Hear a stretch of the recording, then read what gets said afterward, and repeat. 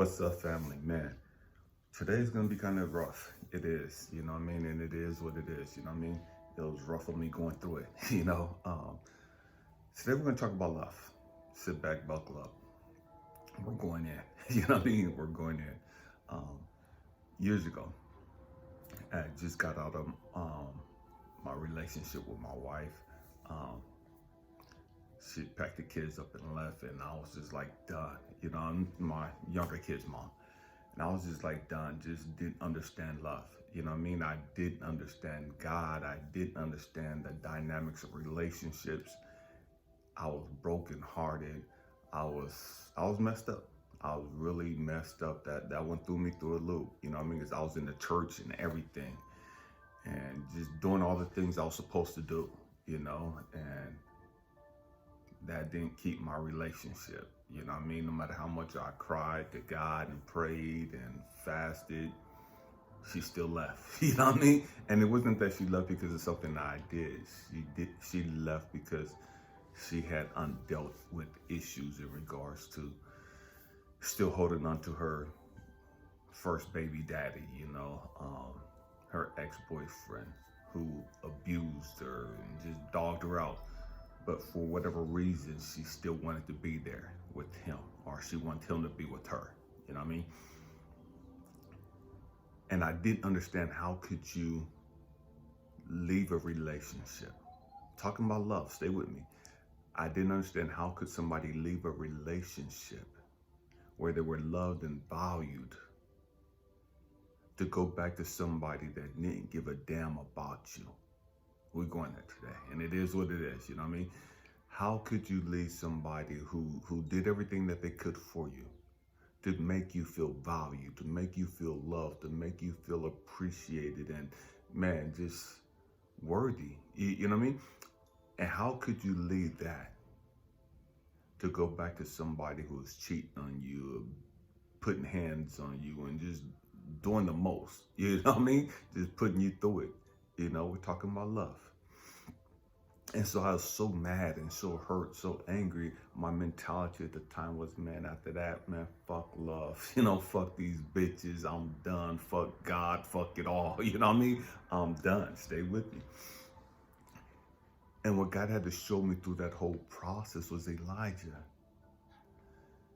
you got to learn to love you. Elijah, stop looking for love in everybody else. Elijah, the problem isn't love. So many of us get so fucked up and so twisted over being hurt and rejected and abandoned and dogged the hell out by somebody else that we mistake and say, man, if this is love, fuck love. That's not love. That's somebody's trauma. That's somebody's undealt with issues that's making you feel like that. That ain't got anything to do with love at all. Hurt people hurt people. Healed people heal people. That person who you loved has hurt. That person who you love has undealt with issues that they couldn't handle, that they ain't handled, that they're not dealing with. And in the process of them not dealing with their stuff, you're getting hurt. That's all that is.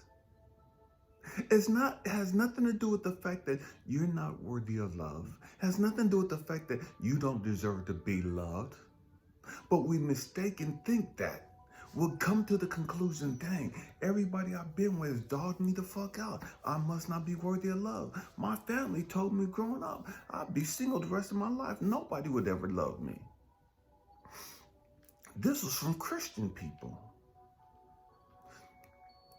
And so when you go through situations, it's like, dang, okay, my family told me. They prepared me for this. My family told me, I would never be married. I would never be happy. I would never be in a loving relationship. And so when these women dog me out, or when these women do whatever it is that they do, and it's not even that they dog me out, I say that, but it's not, they just got their own trauma, their own drama, and their own bullshit that they got to figure out and deal with. You know what I mean? And it is what it is. It was my fault for choosing them and getting in a relationship with them in the first place. They could have never hurt me. They could have never done what they did had I not got in a relationship with them. They had undealt with issues before we got together. They weren't healthy or healed when we got together. So why did I get with them? See, truth be told, I got with them because I wanted to feel validated. I got with them because I want to show them, man, I love you and da da da da, and I'm going to treat you right and da da da da. And I did that. But I got with them because I wanted them and I needed them to validate me. I needed them to say, yeah, you're a great guy. You're a loving and nurturing, compassionate, giving guy. I needed them to say that. But they never did. And when that relationship ended, what God had to show me was, Elijah, why do you keep getting with these women that you should never be with in the first place? And then you get mad because it don't work. You get offended and salty because they did whatever they did and made you feel a certain kind of way. Elijah, when are you going to grow up and stop looking at them? When are you going to grow up and look at your own stuff? And your stuff is, man, I'm getting with these toxic ass women because I need some healing. I'm getting with these toxic ass women because I need validating. I'm getting with these toxic ass women who've gone through the fucking ringer and ain't healed because I'm looking and I'm needing them to say, man, you treat me so much better than my ex and da da da da, and you treat me the best and you're the greatest and da. That's what you're looking for. And you're looking for that, Elijah, because you're not healed. You're looking for that, Elijah, because you don't understand love. And because love isn't been reciprocated back to you. Elijah, time out. When are you going to grow up? When are you going to deal with the real issue? And the real issue isn't love. The real issue isn't these women. The real issue, Elijah, it's you. It's you.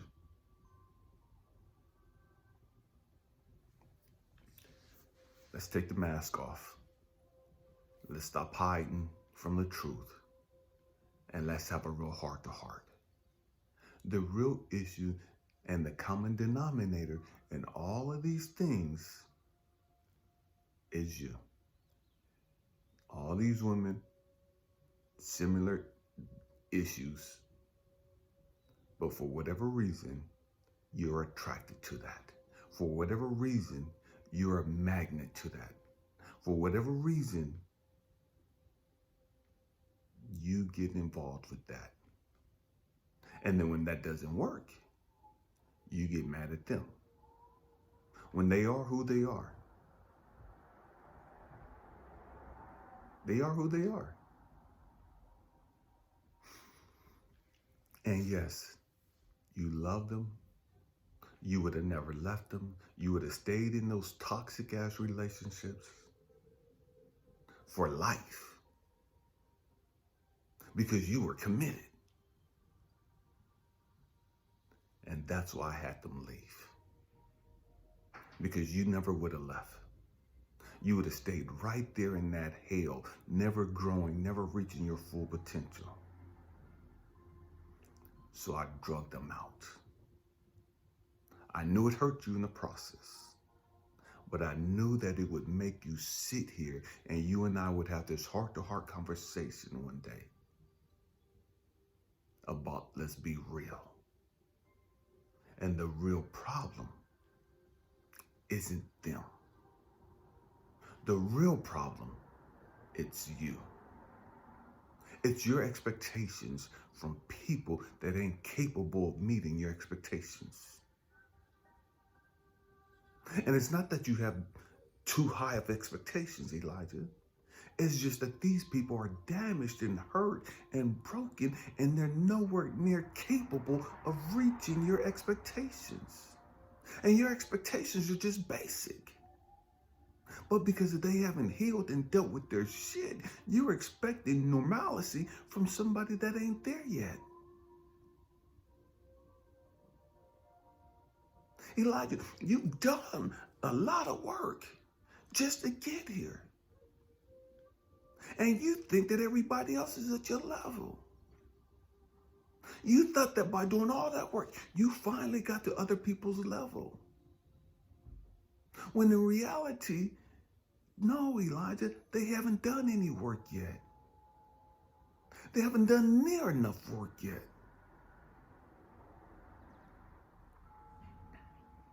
You have to grow up. You have to stop blaming love because you keep getting hurt. You have to stop blaming love because your relationships don't work.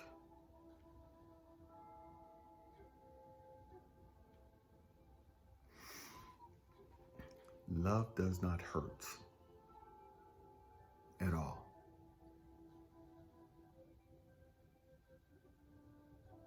It's the absence of love that hurts. What I mean by that, the truth be told, what I had to learn the hard way was that instead of me looking for love, I had to become love. When I got to the point where it's like, man, fuck this shit, fuck these relationships, fuck da. And I said, man, by that time I had all my kids, 7 of my kids were born.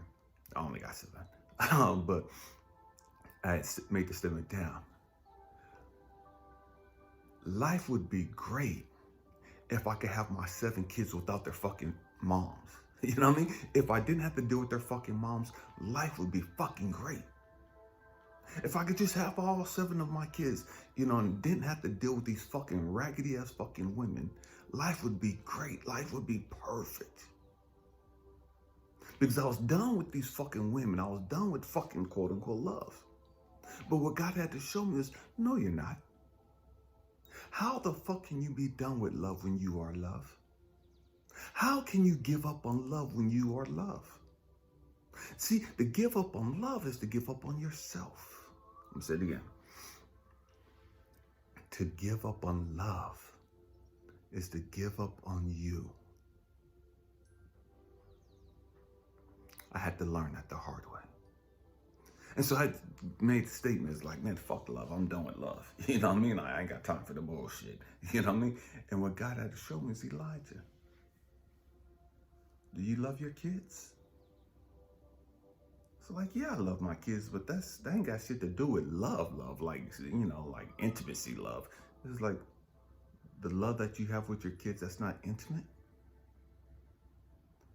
And it's like, God, you're fucking with me, you're confusing me, you know what I mean? Yeah, but it's not the same like the love between a man and a woman. He said, okay. Spend some time out in nature. Spend some time hanging out with my kids. And what God was showing me was, Elijah, you love being out in nature. You love being at the ocean. You love hiking through the woods. You love being by the rivers.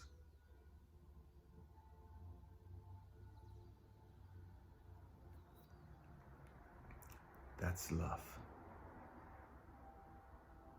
That feeling you have, Elijah, when you're out here, that's love. That feeling that you have towards your kids, Elijah, that's love.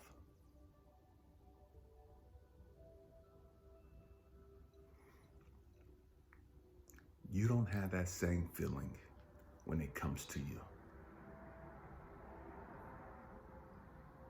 Because deep down inside, you don't believe and think that you deserve to be loved.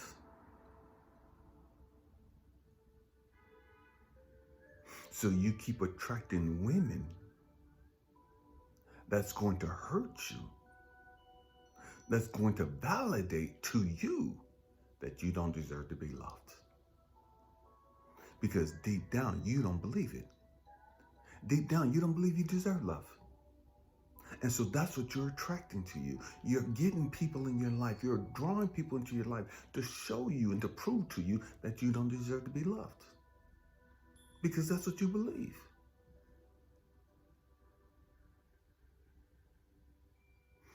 You have to grow up. And you have to heal that damaged part of you, that twisted part of you that makes you feel like you don't deserve to be loved. And how do you do that? You understand what caused you to feel that way in the first place. What was it about your life that made you feel like, man, you're not loved? What was it about your life that made you feel like you didn't deserve to be loved? When you deal with that, when you heal that, you heal that broken part of you, that misunderstanding part of you concerning love. When you grow from that and you begin to love yourself, now you can attract people that genuinely, unconditionally love you. Because you genuinely, unconditionally love yourself.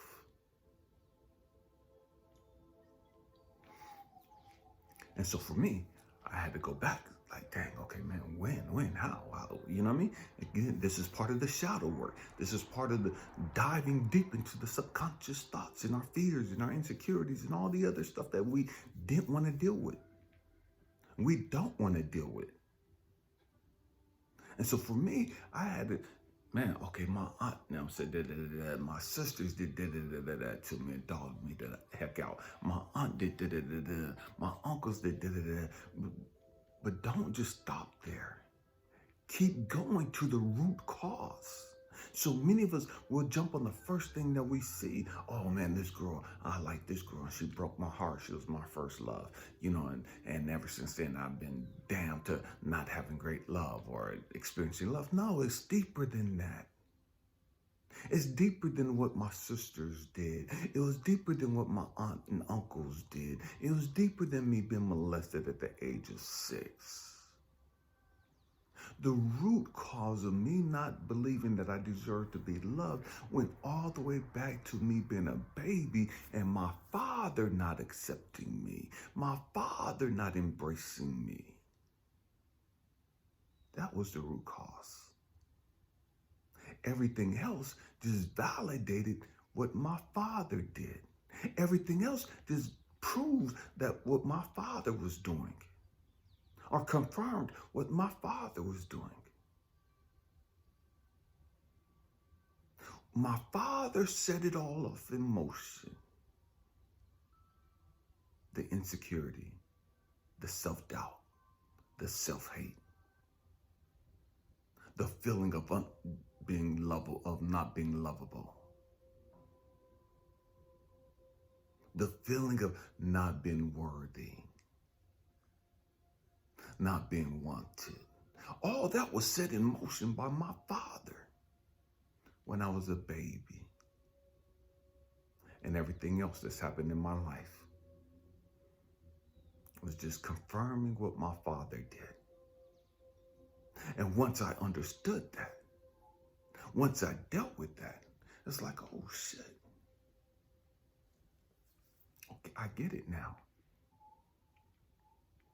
I get it now. Man, we got to grow up. We got to put in the work. There's nothing wrong with love. Many of us get to that place in life where we get tired of getting hurt. We get tired of being in relationships that end bad. And we say, fuck it, I'd rather be alone. And that's great. Be alone at that time, because that's the time for you to deal with your bullshit. But that's not what we do. We focus and blame everybody else. And we never really have these heart-to-heart conversations with ourselves, about ourselves, where we could diagnose us and deal with our bullshit. We could diagnose everybody else's fucking trauma and their pain and their issues, but we've never really diagnosed our own shit. We've never really discovered and understood our own bullshit of why we don't feel worthy of love. And so we'll get it twisted and say, well, I'm not lovable because I'm too dark. I'm not lovable because I'm not tall enough. I'm not lovable because I'm fat. I'm not lovable because I'm too skinny. I'm not lovable because I don't have money. I'm not lovable because I'm too light-skinned. I'm not lovable because I'm self-sufficient and I work hard and I got all this money and whoop and I'm intimidating and I'm threatening and we come up with all this bullshit to rationalize why we're fucking alone and why nobody wants to be in love with us.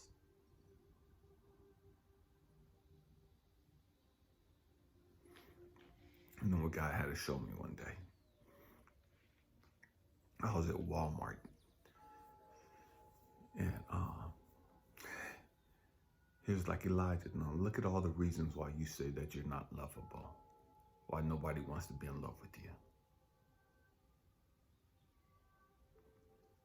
Look at that couple over there. He's shorter than you. Look at that couple over there. They're so in love. You could just see the love coming from them.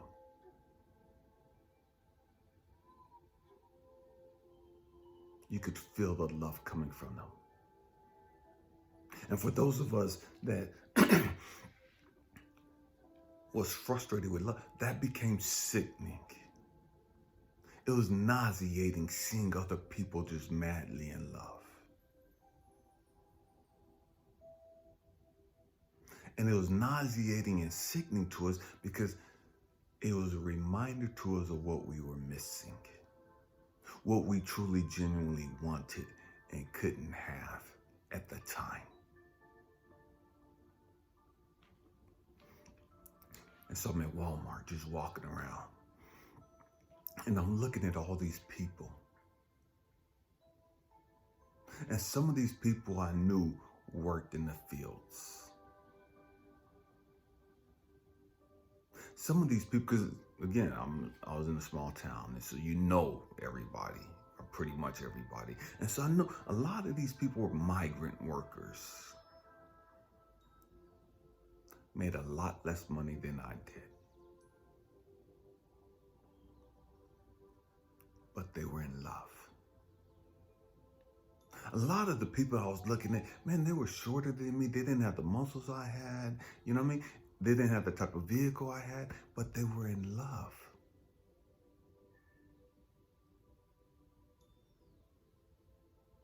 And so God was showing me, it's like, Elijah, at these people who don't have what you have and they're in love and somebody loves them, now how can you use that as an excuse of why you're not in love? And sitting there and just looking at all that, I had to take that in. It's like, oh shit.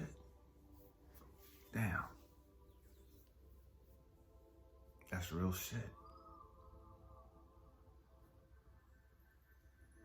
That's real shit.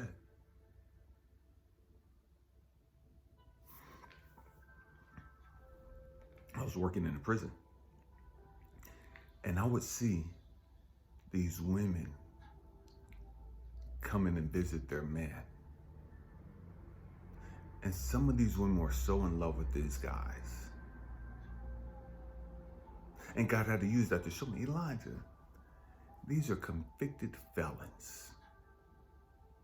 You have no idea why these guys are here in prison.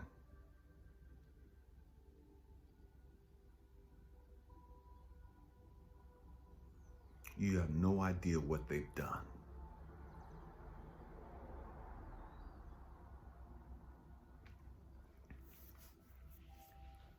And yet, there's a woman out there that's in love with them. That she would pack up and drive all the way out here just to be with her man.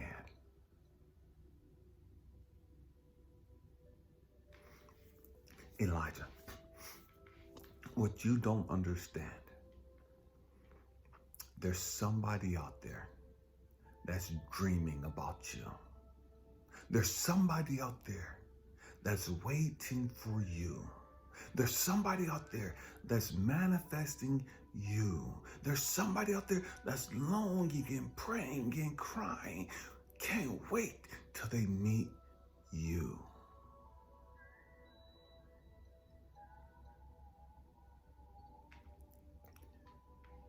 There's somebody out there.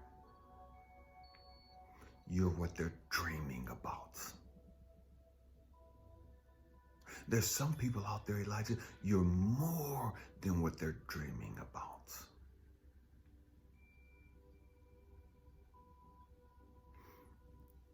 You would be a gift from heaven to them. You would be an angel to them.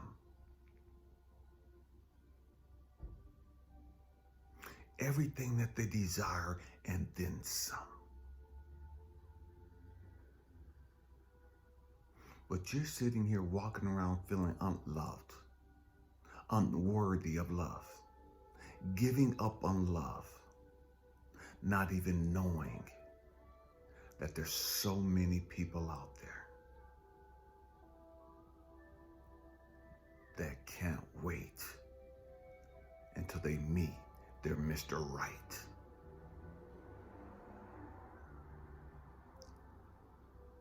And you would fit that bill for so many of them.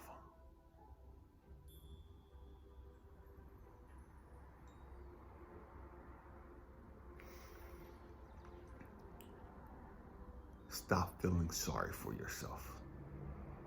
Stop tearing yourself down.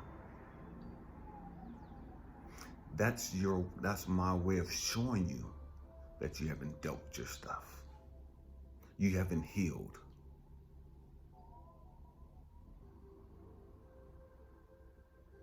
And if you don't heal, you're going to mess up any opportunity that I present to you. If you don't heal, you're going to damage and hurt the next person I bring into your life. Just like all those women have hurt you because they haven't healed, you're going to hurt the next one because you haven't healed.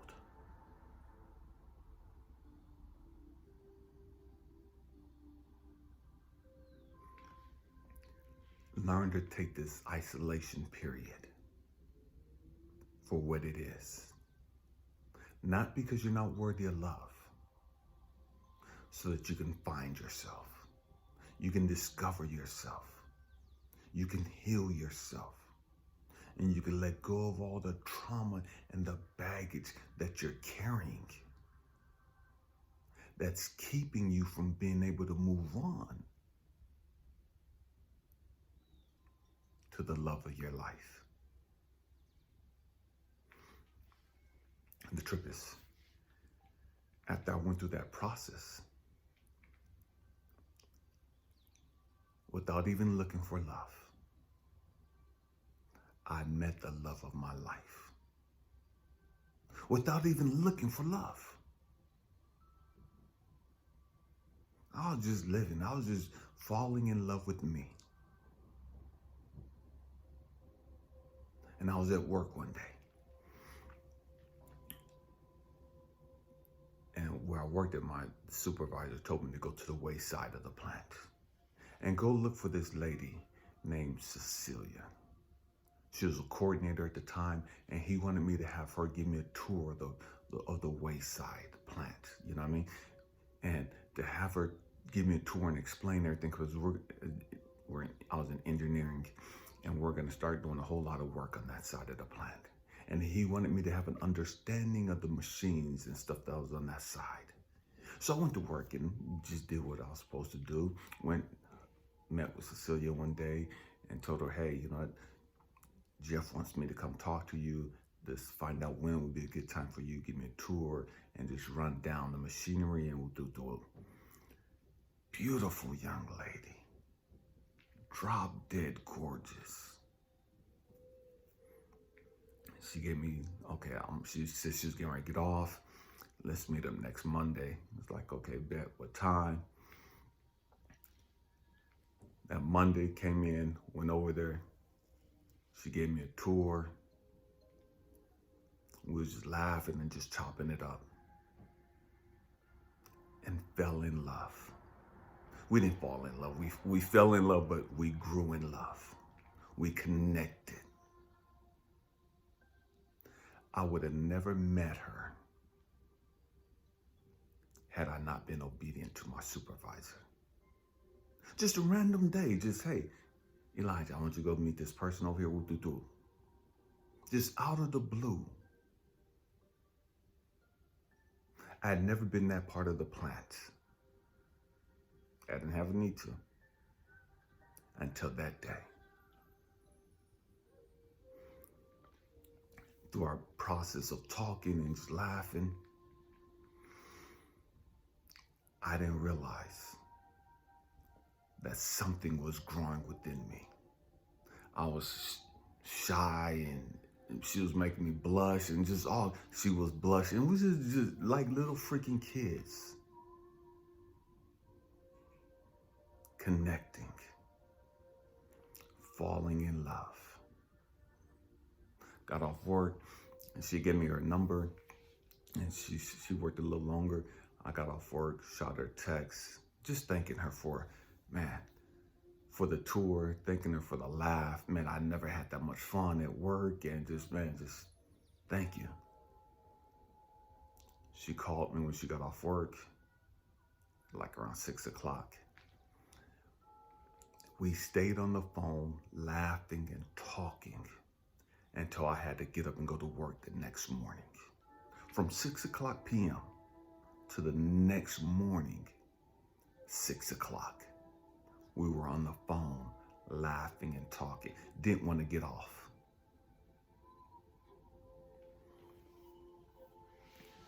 I share that story because you never know when love is going to come for you. You never know where the person you're supposed to be in love with is at. And at any given moment, any given place, you can find them. But you have to be on the right frequency of love. You have to be healed. You have to be ready for it.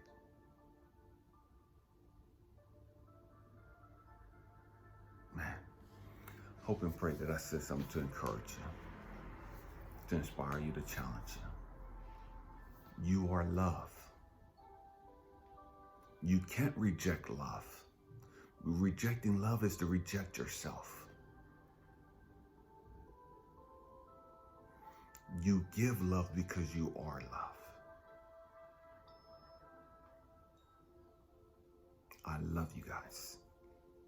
I love you guys because I love me. Because I am love. So are you. Namaste. Happy healing. Peace.